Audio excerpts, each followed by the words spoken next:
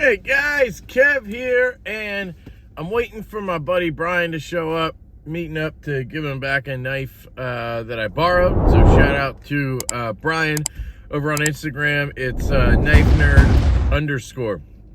So the video I want to do today is a full review on the Shirogorov F3NS. Now this was loaned to me by another local buddy, my good buddy Joe. And this one here is obviously in M390. You can see that there maybe. And then it is rocking these sort of fat carbon-y. I guess it's not fat carbon. Maybe it's dark matter fat carbon. I don't know what it is. But it's these carbon fiber scales with a little bit of purple in it. You can see it pretty good, at least I can today, because we got some good sunlight out here.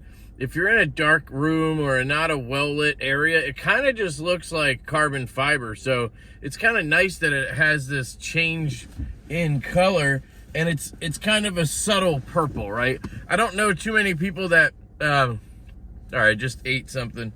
I don't know too many people that like purple and want like a crazy, you know, full-blown bright purple knife, right? Like, it's nice to have a little bit of color on your knife, but you don't want it to be so, you know, outrageous that it's sticking out like crazy. So I just like that this is sort of a subtle hint of it. Now, this is a pretty big knife, right? I mean, we're talking, sorry, I'm keeping an eye out for his car. I don't want to make him wait while I'm making a video. But anyway, it's a pretty big knife. I mean, we're talking 3.5 inches, I would assume, on the blade, 3.6 maybe. My large glove size hand gets a full grip, right? There's no choke up spot, so we'll talk about that in ergos. But I think these go for, I actually don't know. I mean, maybe $800-900 would be my guess, something like that for one of these. It's a pretty popular model. For me, it's probably my favorite Shirogorov that I've handled. And I've handled a few of the models. Sorry, that was me. So it's definitely a good one. Let's talk about the normal review sort of aspects here. Aesthetics. I think it's a good looking knife. You know, I like the overall design. I'm a pretty big fan of Shirogorov's drop points. They just have this very interesting blade shape to them. They almost sort of have a little bit of a sheep's foot in it. But it's, you know, just a drop point. I just really like how it has a little bit of a, I don't know, a curve up here. Some of them are more so than others, but I do like this one. I like the handle material. It is a little thicker than I'd like, which aesthetically is, you know, but in hand, it fills your hand really well, so you got to give it that. They have their normal sort of pivot system and body screws with the flatheads. I don't like that. Makes it hard to adjust. They sell a tool for, you know, $400 or whatever, which is annoying, right? Obviously, you can use a flathead, but you want to be careful. You can use a penny, that kind of stuff. So I think aesthetically, it's cool. Like I said, I like that sort of touch of color, and depending on your lighting, it's going to be, you know, more purple or less.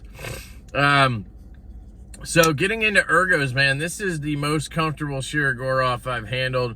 Just very neutral. I mean, it's got a little swell here and a little swell here, but overall, it's just pretty neutral, and it molds to my hand just like really well. And the thickness is a benefit in this aspect, right? And then you have this jimping, which is pretty spaced out right here, so it's not like in your face, super tough jimping. It's really not doing much, but you know, it's take it or leave it jimping, or that's not what I meant. It's just like, it's there. It's not really gonna bother you if you're not a jimping guy, if that makes sense.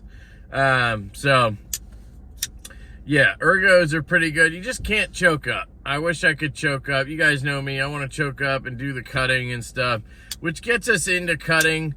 I didn't do much with this. It's not my knife. It's an expensive knife, so you know, it is what it is. I cut a few shipping labels out. I cut a few packages open, and I think I cut a little bit of cardboard just to see how it did. I'm not the biggest fan of their finish on the blade. To me, it kind of screams bead blast. I don't think it is a bead blast. I think it's a really good stone wash, but I would prefer some kind of satin, or I don't know, just not something that looks like a bead blast. Again, I don't think it is. I think it's a very light stonewashing, or very heavy. I don't know which one you would call it. I guess light. So yeah, I know that's not really a good answer, but not a big fan of that. But it cuts really well. The M390's done well. As far as I know, they heat treat their knives very well. It's got a sticky edge on it. It went through paper very easily, cardboard, packaging. It did all the EDC things very well. No complaints on the cutting for me. Plus, a knife like this, I think most people are doing exactly that, right? Just some EDC stuff, if they use it at all, you know? Carry. The carry on this knife is excellent. Now, it's got a little weight to it, and it is a little bit thick for a Shiro. It's not thick in general. It's just chic. It's just thick for a Shirogorov. Like, in my front left pocket today, I have the Altus here from Savivi, which actually is a bead blast. So yeah, it just kind of has that bead blasty look, see? I don't know how well you can catch both of these, but they kind of have a similar look. And here's a size reference for you, 3-inch, and I think 3.5, 3.6 on the Shiro. I guess it could be more, but I don't know. Where was I going with that? Oh, thickness. So the Altus to me is a little thick as well, and you can see the Shiro is even thicker than that. It's just got some thickness to it, but I think that's a personal thing, and in pocket you don't really feel it. To me, it's just a visual and ergo thing.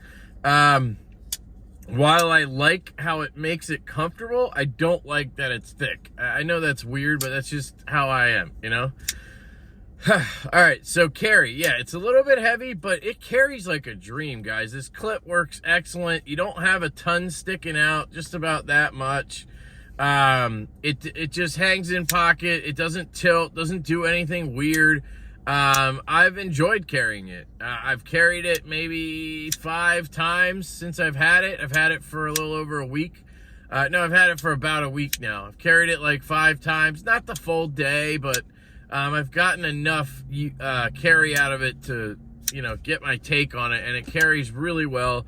I only carried it in the back left pocket, but my assumption is if there's anything that I carry in the back left, if that's comfortable, then the front right is going to be plenty comfortable, right? Action. Oh, no, sound, sorry.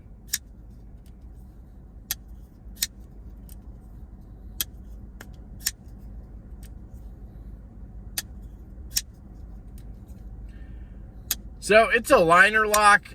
They don't have a ton of milling going on. Like I said, it's a little bit heavy. I think the material they use, so carbon fiber is pretty light, right? But like fat carbon, like the carbons that are infused with ceramic and stuff like that, they have a little more weight to them than normal carbon fiber. So it's a little heavier than I think they expected it. I don't know. Why am I saying that? I don't know what they expected, but it's heavier than you'd think. And it actually is milled out in there. I apologize. Extensively milled out, and it still has that weight. Okay.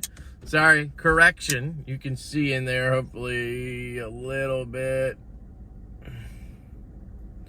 So, I think because of that, and it being a liner lock, you just don't get very acoustic sounds. And I've never actually had a Shiro that had, like, great acoustics. So, it's kind of an inherent Shiro thing, to not have the best acoustics. It's okay. It's like a 5 or 6, right? Like, it's not like, damn, this sucks. But it's not like, ooh, that's great, right? All right, action. The flipper tab is phenomenal. Just very well designed there. You got good jimping on it. Catches your finger. The detent, oh my goodness. This detent is perfect. I cannot fail it. Yet it does not bother me in the least to deploy it. It feels good to deploy. So I could do this all day, every day, and never have a problem. Shiro, spot on with detents always. That's one of their things, right? Then the closing, you have this liner lock. You can see the lockup is pretty early in my opinion, but I haven't tried spine whacking. Does not disengage. There's no lock stick or anything. And you'll see here, pretty standard Shiro action. She glides shut, controlled close. That's what a lot of people love about Shiro. And then it locks up. Yeah, the action's incredible, guys. There is no blade play, no lock rock, none of that nonsense. And there you go. It is kind of a frame lock. So it's almost like a sub frame lock. We call it a liner lock, but you can see here, I mean, that liner goes all the way down and it's part of the frame. It's not a separate liner. So I would have to call this a sub frame lock, I guess. Not that that makes a difference in action. The action's great. It's on their multi-row bearing system. And yeah, I could flick this all day, guys. Now, is it my favorite action in the world? No. You know, I'm not always a guillotine drop shut guy, but I don't know, something about Shiros, they just don't do it for me. I don't handle Shiros and think, oh, I want to spend $8,000-$9,000 on a knife now and get one. The little things like the you know, the hardware bug me. The flipper only is pretty much what, you know, kills it for me. I'd rather have an American made knife like a Holt Haptic or Morpheus or whatever, right? Something like that than buy a Russian made knife for the same price.